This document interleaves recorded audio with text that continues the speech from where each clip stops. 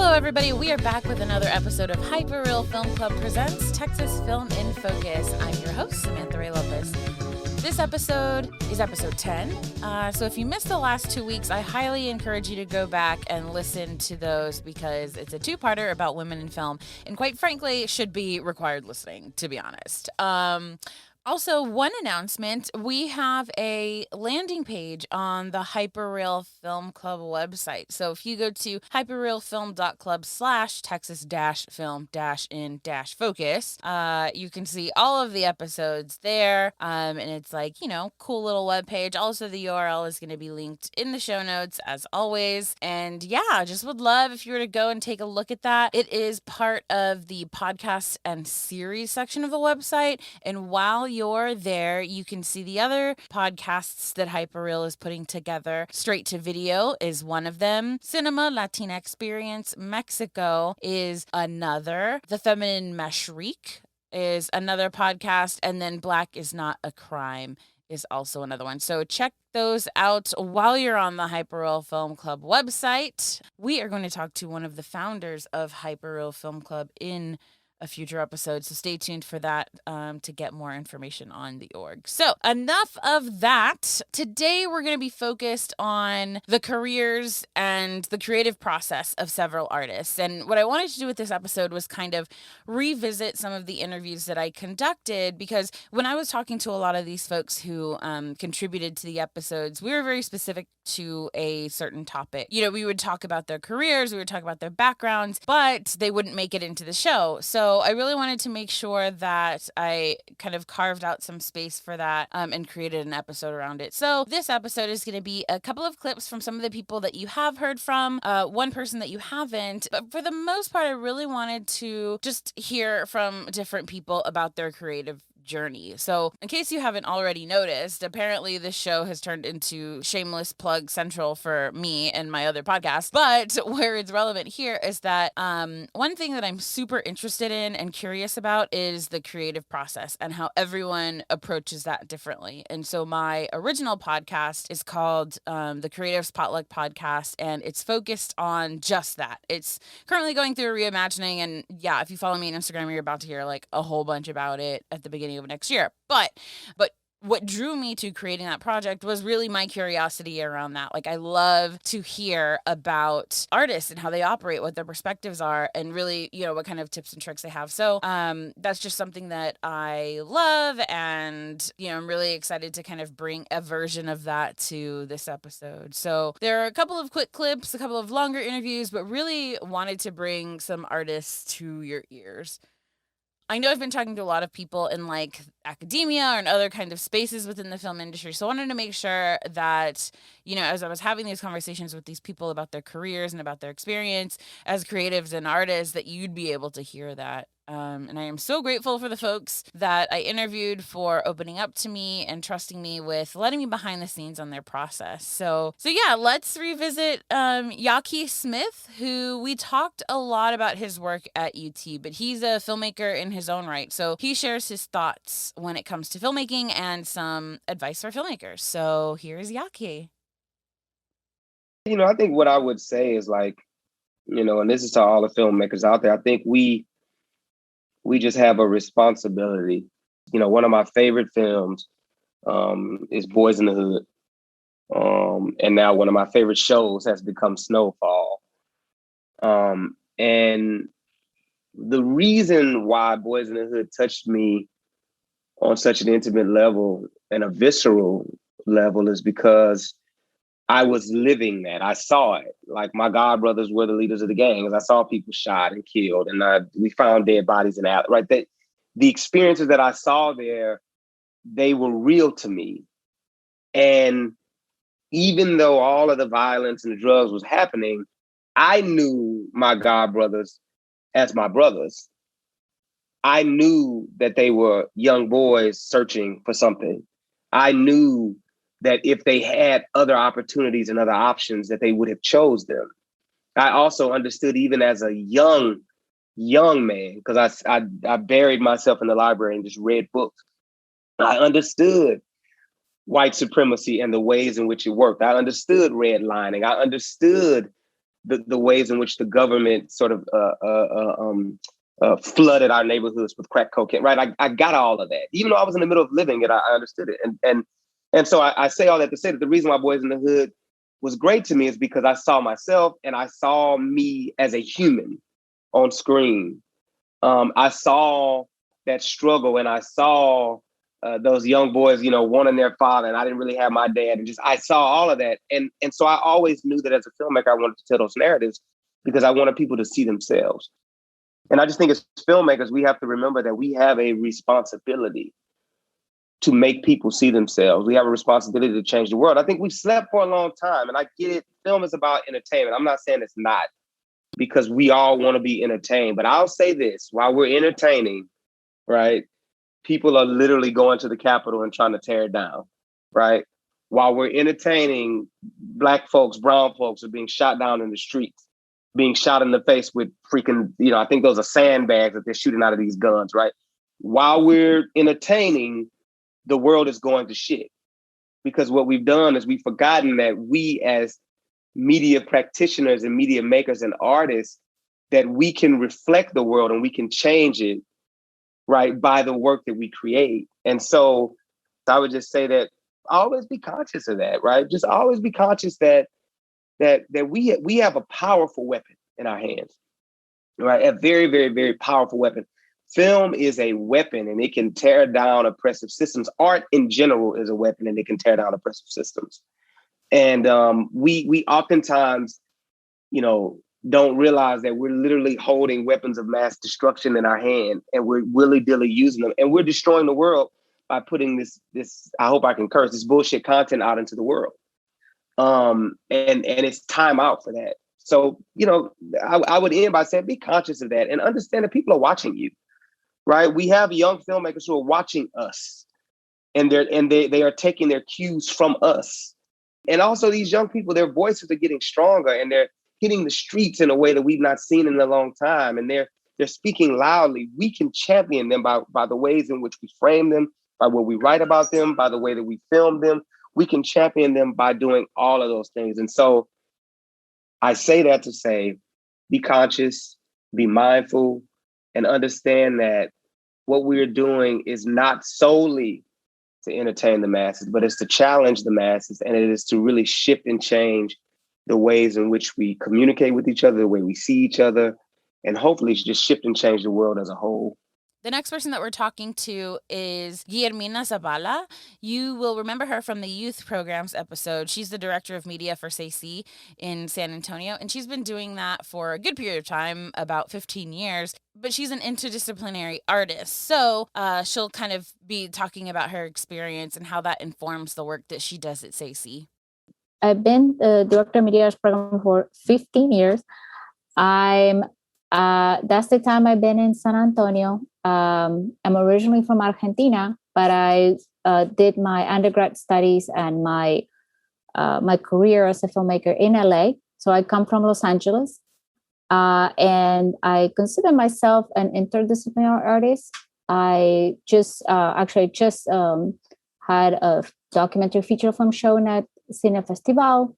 I do a lot of short format work, but also photography and interdisciplinary work in different galleries and museums. How do you define interdisciplinary for yourself? Do you think that your approach to your art has also informed the way that you've been able to develop the program since there is so much overlap across mediums? Absolutely. I started it focusing on film and photography, and realized that a lot of the students were coming from illustration, or they were coming from actually visual arts and they wanted to move into media, or they were coming through animation. And because we are already interdisciplinary as an organization, we have 4 different programs. We have theater, we have visual arts, we have new media, and then we have film photography. So we do have a lot of crossovers and cross-disciplinary projects. So it completely makes sense for us to be flexible in terms of the projects and how we could incorporate this interdisciplinary aspect. Yes, I think that that's really important, because more and more we see that happening with established artists who wanted to branch out and incorporate different mediums. So my approach in my art has informed a little bit of what the program is, SACI. Yes, but at the same time, we do also wanted to give the students the opportunity to specialize if that's what they like. So we might have students who I could see that they are really more writers and they want to get more into script writing, and that's great. And we wanted to also nurture that. Or students who really like photography, even though we want them to try a little bit of everything. But if that's what they want, let's make sure also we focus on that. And then you learn everything that you need to learn about photography. So the two goes hand in hand. Roff-Garcia is the person who we talked to about Ruido Noise in the Showcases episode. Jay walked us through their approach to Ruido Noise, but I wanted to get some insight on what was next for them and just more in the sound space, because I really don't know much about that and haven't explored that very much. And I'm just super curious about their process. So here's Jay Roff-Garcia talking about their experience.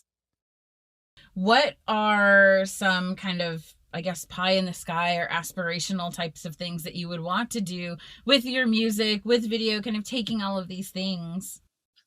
I really would like to establish a physical sound art gallery, like a space that's specifically geared towards that, to allow all these other kind of satellite things that are related to it to have a space to kind of go through. Because me, at the end of the day, when it comes down to it, I'm a event maker, like make experiences for people, and art, especially sound art, is very experiential in the moment.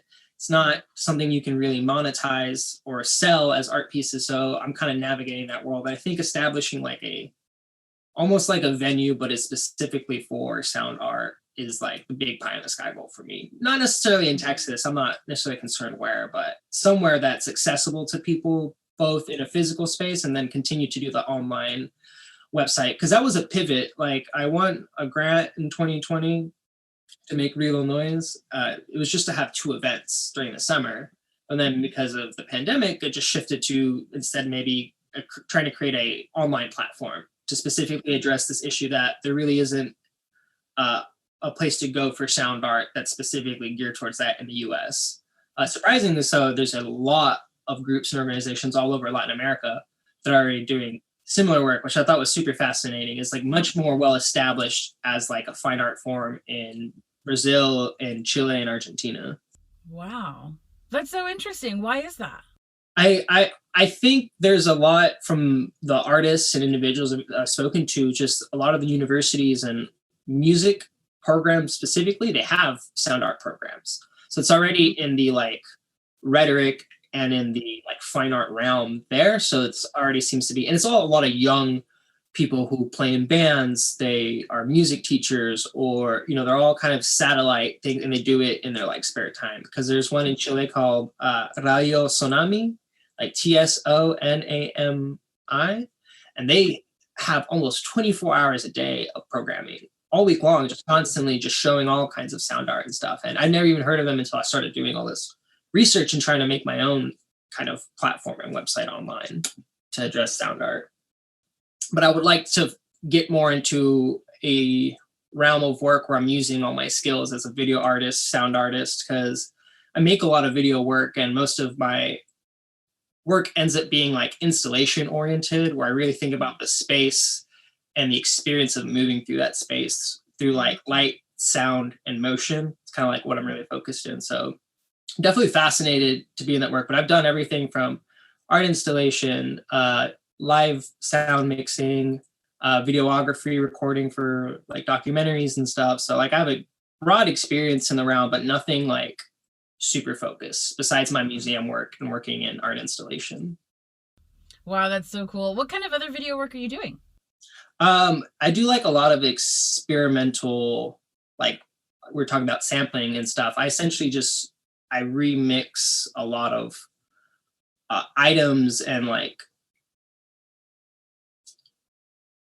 I guess, icons of cultural relevancy to like the Latin American diaspora and specifically Venezuela, because I like to remix a lot of just like pop music videos into these like really heavy ambient noise kind of wanderings. It's kind of hard to explain a little bit. I'm still working on like the language for these types of work. And then I also do a lot of like video synthesis and like live performance with projections and improvised music as well. The next person you're going to hear from is somebody who is brand new to the show. Evelyn from the internets is somebody who you likely have come across in various feeds, from her YouTube channel to being a guest on Megan Ross's Instagram show, Nobody Asked for This. Her YouTube channel has amassed over 240,000 subscribers and over 18 million views. I was interested in learning about her experience as a Texas-based internet content creator and how that has played a part in her vision for herself as a digital storyteller. So working in Texas as being kind of one of the bigger markets, but not necessarily like New York or LA when it comes to film or multimedia, what has your experience been in kind of creating on the internet, and what that looks like for you? I think in Texas, so I'm from Texas and Louisiana, but I've lived in Texas most of my life. And, I came to Austin as, a bright-eyed, bushy-tailed 18-year-old because I was attracted to the creativity that I saw in Austin, or that was advertised to be in Austin. And so my experience really has been that it's a place where collaboration, I feel, is a lot easier to collaborate across, to network and meet people. And Austin is the land of the poorly dressed millionaire. So unlike places like LA or New York, I feel like in Austin, you can meet anybody. And then you look them up later and it's like, you're who? So just to like run into all different types of people who have their hands in all different types of things is, I think, a lot easier here in Texas than in some of those, bigger markets. And so my experience has just been one of trying to find out where I fit in and see where I fit in, but also being open to kind of like the easier flow of collaboration that's here.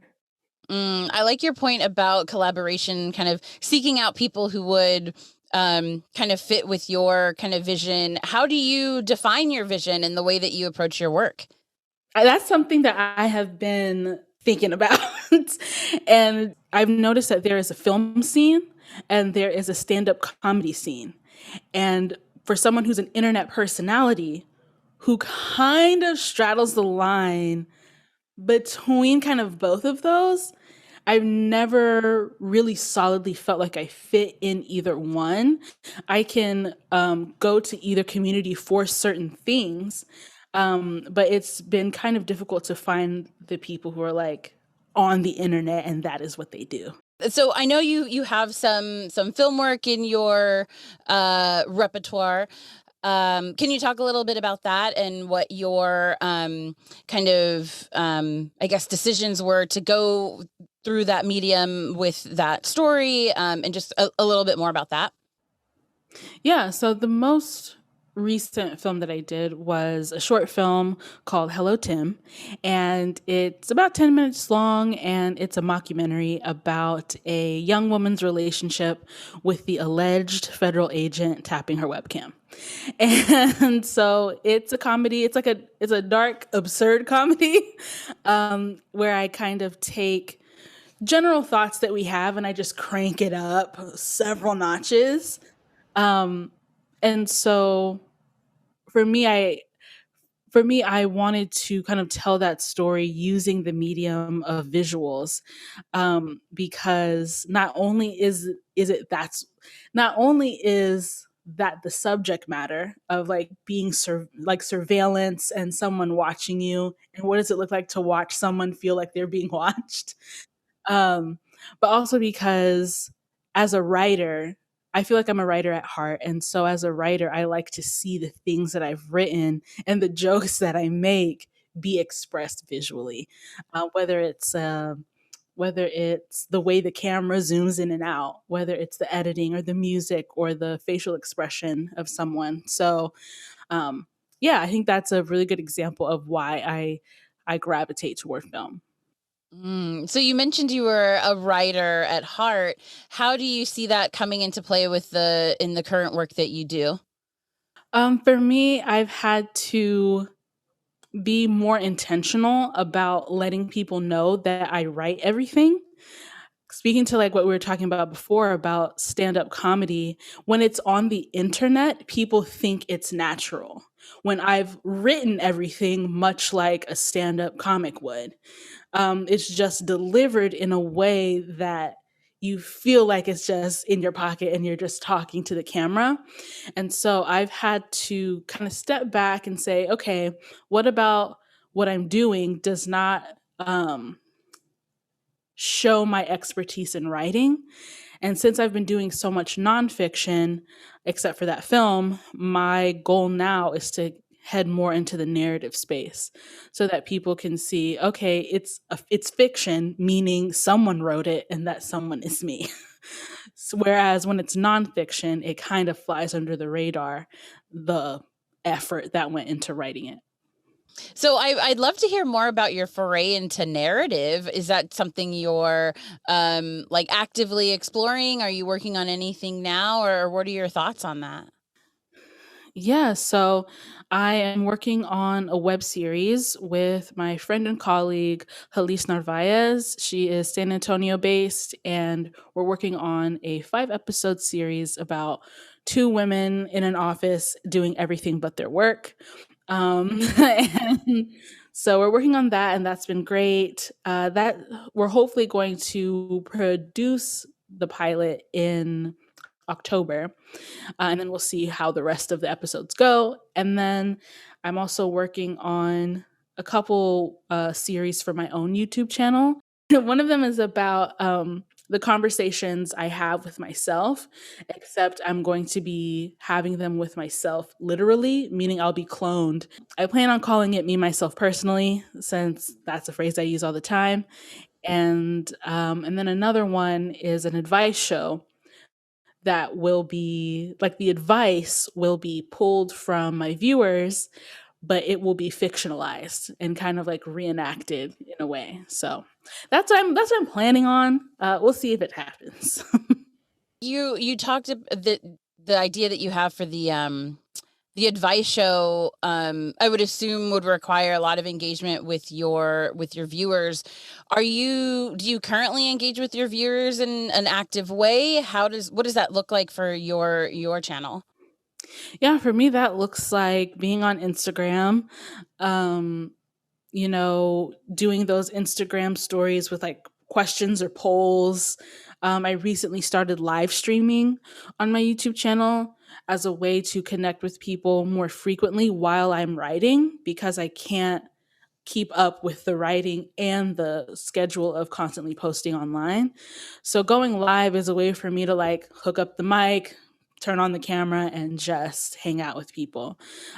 So that's really how I've been interacting with my community. I also have a Patreon. It's a joint Patreon between me and my brother, who I often collaborate with. And so we talk to our patrons, we call them our Patreon cousins, and we talk about our process, what they would like to see. We just live stream about stupid stuff, just hanging out, eating a Whataburger on camera, like things that people are just interested in us keeping company with them. So yeah, those are the things that I do. So you talked about how the workload kind of has created this opportunity for you to do this kind of hybrid, like I'm working and also engaging. What is your workload look like, and how do you see that evolving over time as you start to lean into the more narrative projects and as your YouTube channel starts to evolve? Yeah, right now my workload is like, instead of juggling, I think I've just thrown everything up in the air and like shit is falling on the ground. I feel that. Yeah, so my workload is kind of all over the place because in addition to that, I also do other work. So I will host different people's shows or, be a part of other projects on the side. And so I'm really currently trying to figure out how to have a workload that is consistent yet flexible, because I do have to be able to shift around and pick things up and put things down. But then I do also have to be consistent in terms of writing consistently and engaging with people consistently. So it's definitely a struggle, but I, for whatever reason, have hope that I will eventually figure it out. I don't know. I've been watching like Notion. Have you heard of Notion? It combines Google Calendar and it combines everything into like one place, like Trello, all those organizational tools. And I've been watching videos like, do I need to get a Notion? Like, how do I keep track of everything? Yeah, you're speaking my language now. Like in my day job, I'm like actively solutioning and, utilizing all of these tools and all of those things. So I'm like, but yeah, I mean, when it comes to creative work, it's kind of like, it's hard to switch from like that part of your brain, So I think that's where I've been struggling. So that was half like a question for the podcast and half a question for me of like, help me handle myself.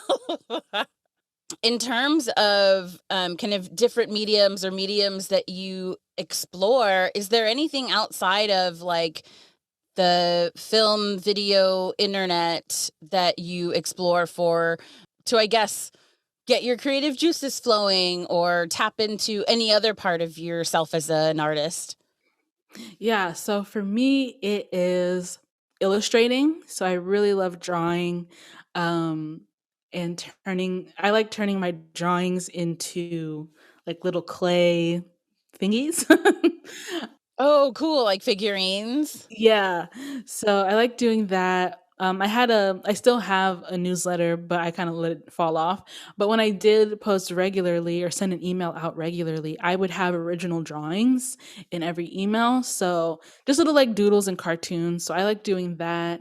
I also love music. And so, I always say like in another dimension, I am a writer for Rolling Stone. Like that is what I'm doing. So, since I'm not in that dimension, this dimension just makes playlists and really enjoys music and listening to music and listening to interviews with musicians and artists. So, those are the two things that I do to kind of keep the creative juices flowing. So, what are your thoughts on just working in Texas overall?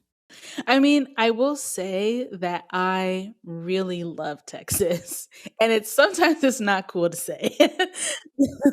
Yeah, I know. I know. Someone else said like that Texas Stockholm syndrome is real and like that hit home.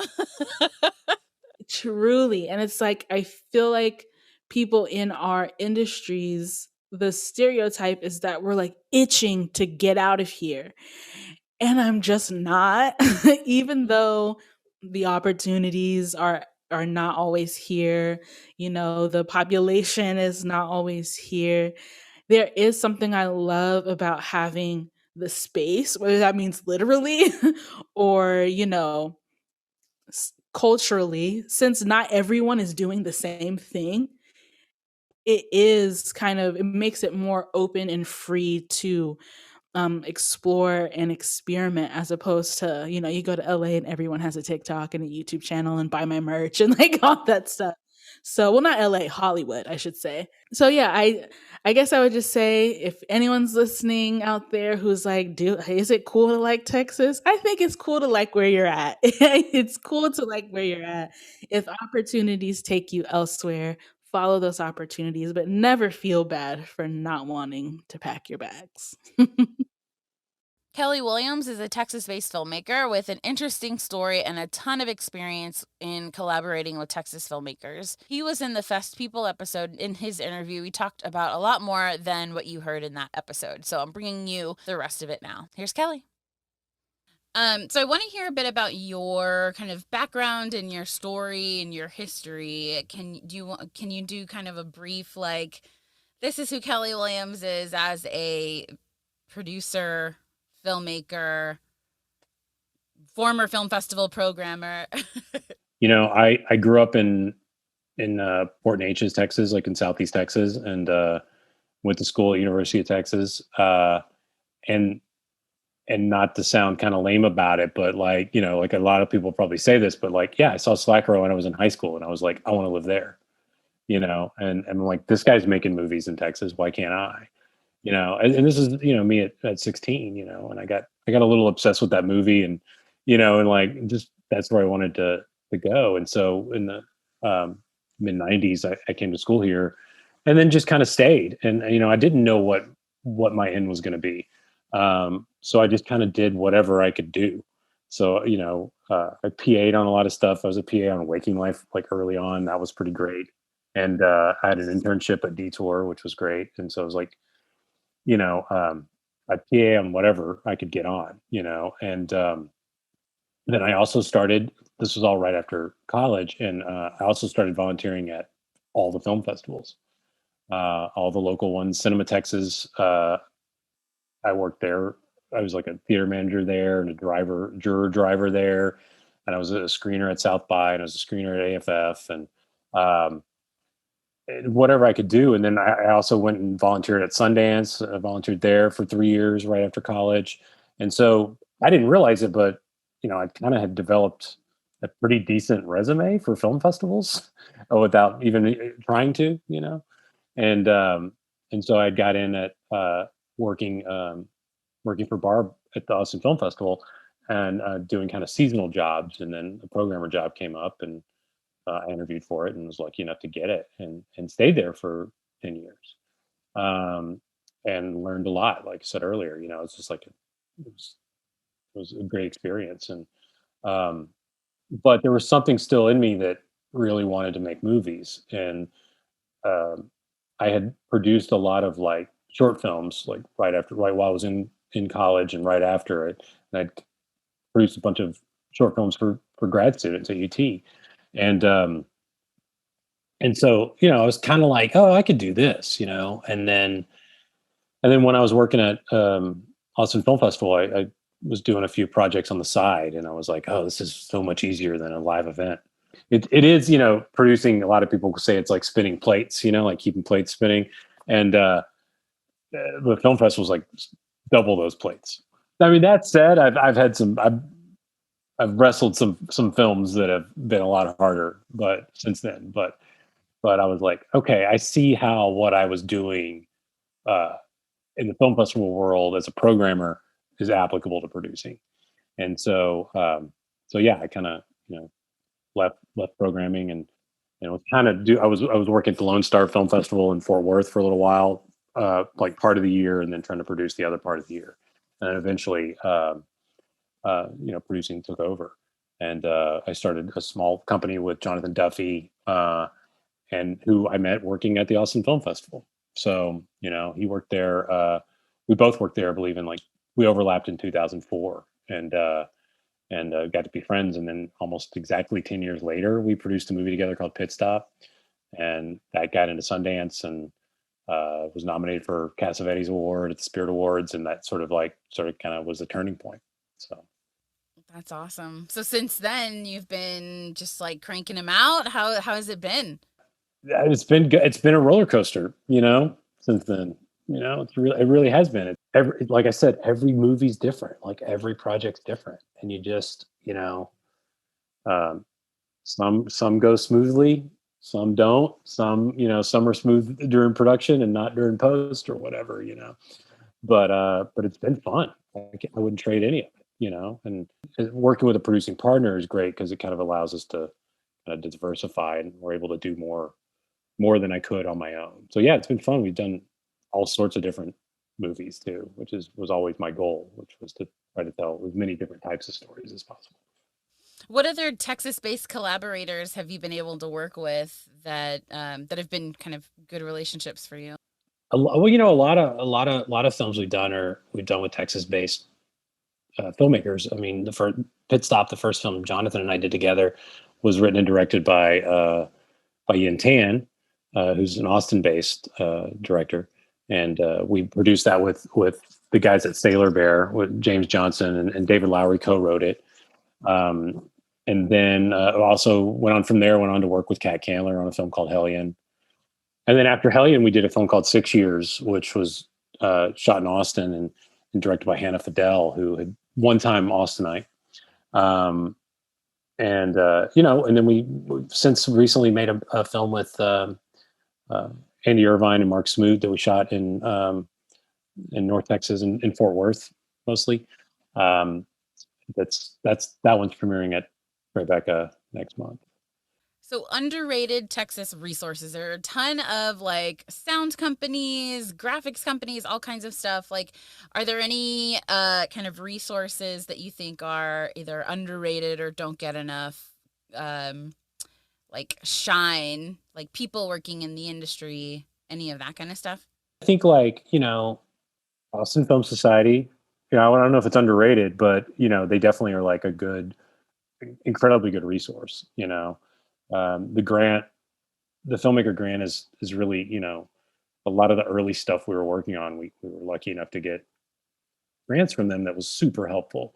This really allowed us to do more, literally do more with a project.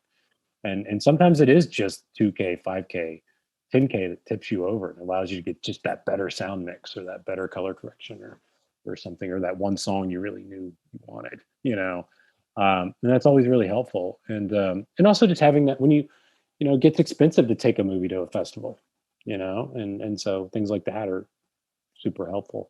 So, there's a lot of underrated, like, I feel like Texas is a really good place to post a movie, like there's so many great colorists and sound designers and mixers in Austin alone.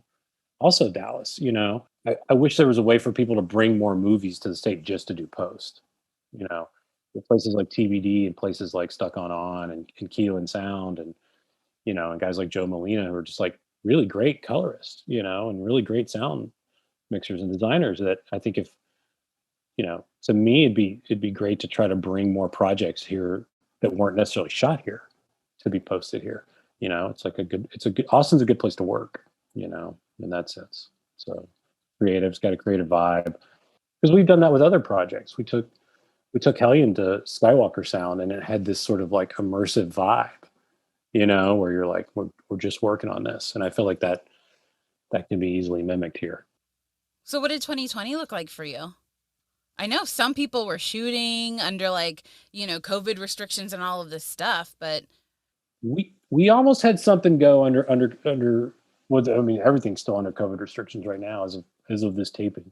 We had a couple of false starts but ultimately it become so tough to get something funded, and a lot of people were like, can we wait till next year so we can get more of our money on screen, because it's a lot of cost to do something during the pandemic. So yeah, the last year really was a lot of developing and finding new projects and keeping the projects that we were planning to shoot alive, and we've been lucky to be able to do that. So let's talk a little bit about Pit Stop and your collaboration with Yen.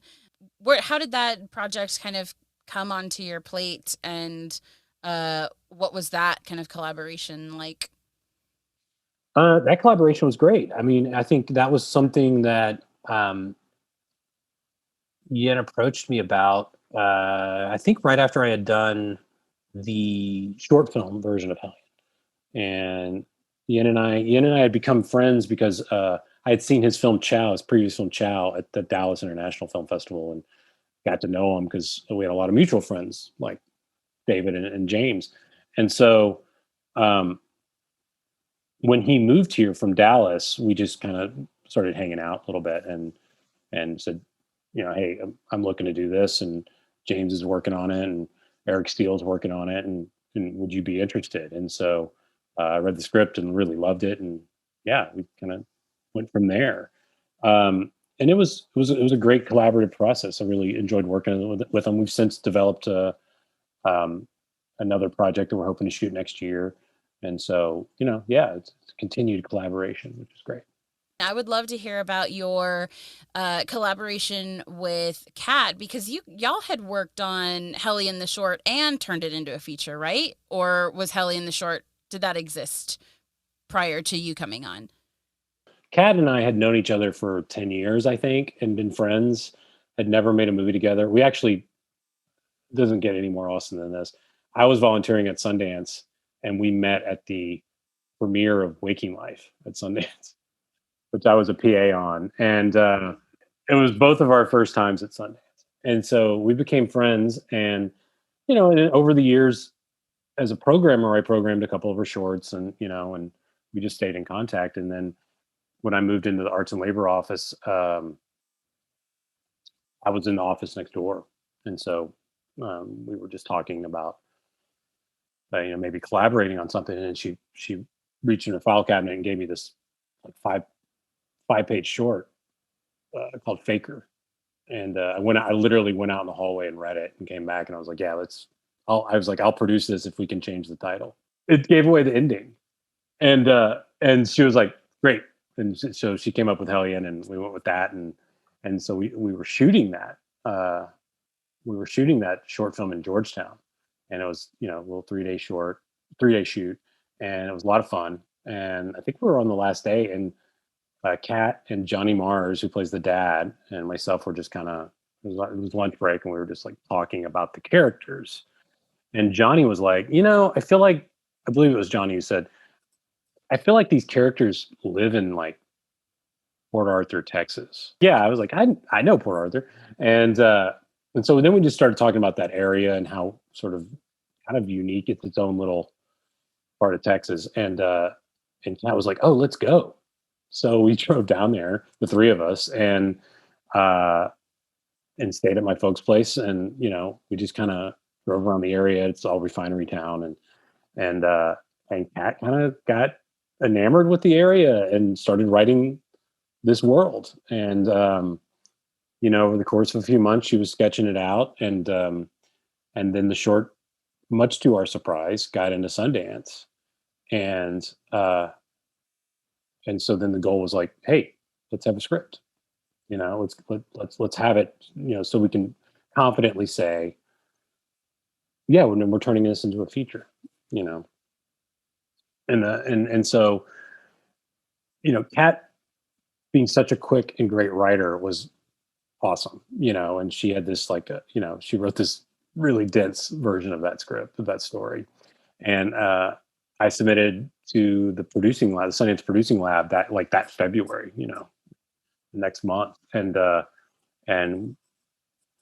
much to our surprise, I got in. And so, it's like, I always remember what Kat said when I called her to tell her Hellion the short had gotten into Sundance. She was like, I've been trying to get into that festival for 12 years, it's just, it takes a while, And so, anyway, so we had the feature version. We took it through the labs, and it really got lean and became a great script. And then we were lucky enough to attach Aaron Paul to it, and that helped us get funding. And we still made it for a pretty modest amount, and we took it down to Southeast Texas. And it was so strange to shoot a movie in my hometown. Not a lot of movies, if really any, had been shot there. And so a lot have been shot like in Baytown and obviously Houston, but not really in Port Arthur and Port Neches and Groves, in that area. And so that was a really unique and strange experience, to shoot. Like a lot of my friends from high school are like featured extras in it, and some have parts. So it was a very unique experience, and the whole town was so open and helpful, like with locations, with food, with extras, and sometimes we had more extras than we knew what to do with. So yeah, it was a pretty unique experience, and it was really amazing when it got to premiere at Sundance, because so many people from not just my family, but from the area that worked on the movie came. That was and then the year before, I think it was the year before, that there was like a real, I think it was the year before that there was like a real Texas invasion of Sundance, when you had like Prince Avalanche, and I think Kat and I had made a short called Black Metal that was in, but there was like a ton of movies from Texas and Texas filmmakers that were playing that year at Sundance. It was kind of a unique year. It was fun.